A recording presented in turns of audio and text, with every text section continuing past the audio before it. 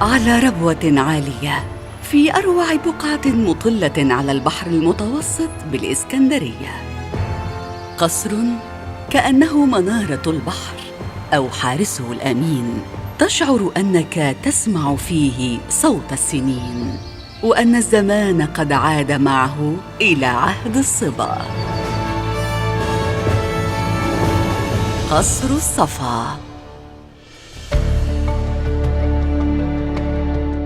بني القصر عام 1887، فقد شيده الكونت إستيفان زيزينيا.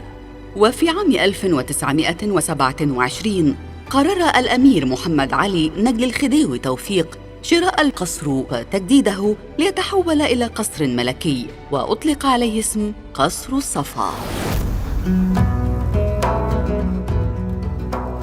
من أمام أبواب القصر وساحاته تستشعر الجلالة والمهابة، فقد كتب العز على أبوابها، فادخلوها بسلام آمنين. إطلالة القصر على حديقته الخلابة يزيدها روعة وسحراً.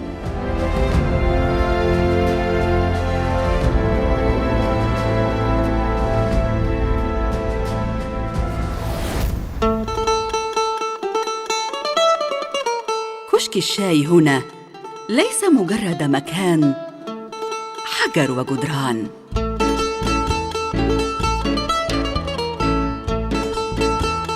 هنا مزيج من الفنون والجمال والإبداع. فتلك لوحة ثلاثية الأبعاد، تستطيع أن ترى منتصفها أينما اتجهت ببصرك.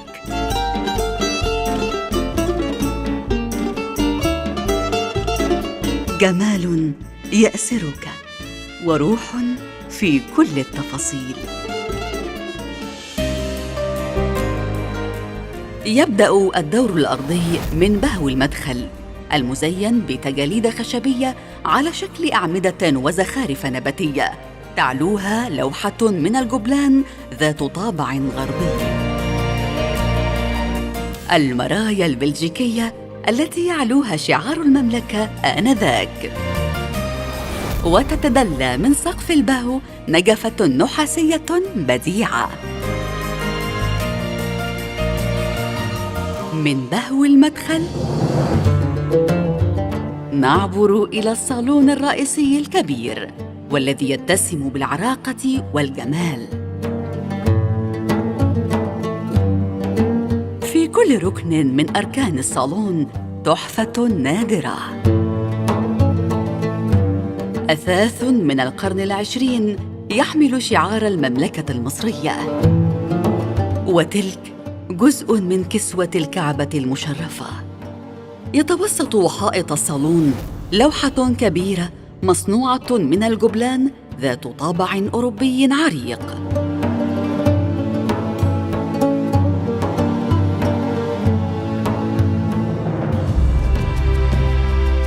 من الصالون الكبير ندخل إلى غرفة الطعام الرئيسية.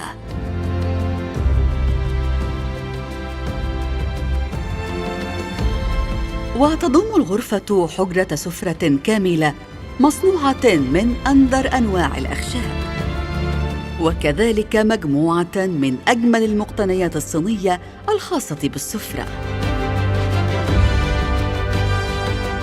وتعد المدفأة هنا رمزاً للرقي والفخامة.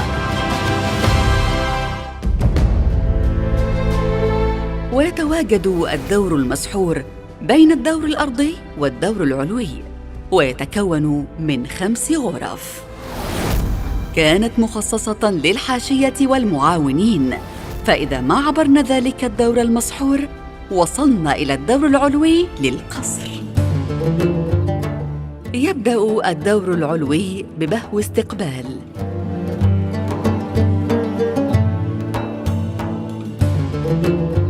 عن يمين البهو غرفة للطعام تتسم بالبساطة والرقة وروعة ما يزينها من لوحات زيتية.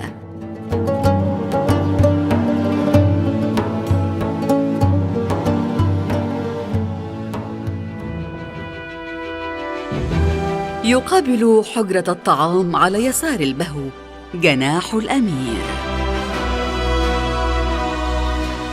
يتكون الجناح الأميري من غرفة نوم تضم أثاثاً فخماً من طراز لويس السادس عشر.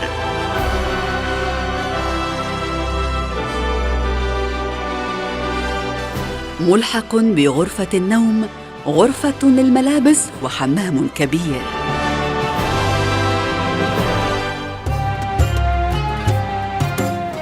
كما يضم جناح الأمير غرفة الصالون الخاصة، تتسم بروعة الألوان ورقتها مع فخامة أثاثها المذهب.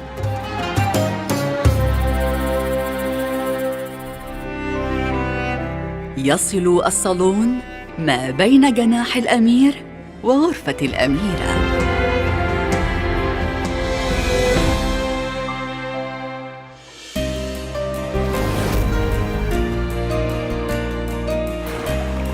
ومع غروب الشمس يكتسي القصر بألوان الشفق الخلابة ليكون مصدراً للإلهام والسعادة ونبعاً للسحر والخيال.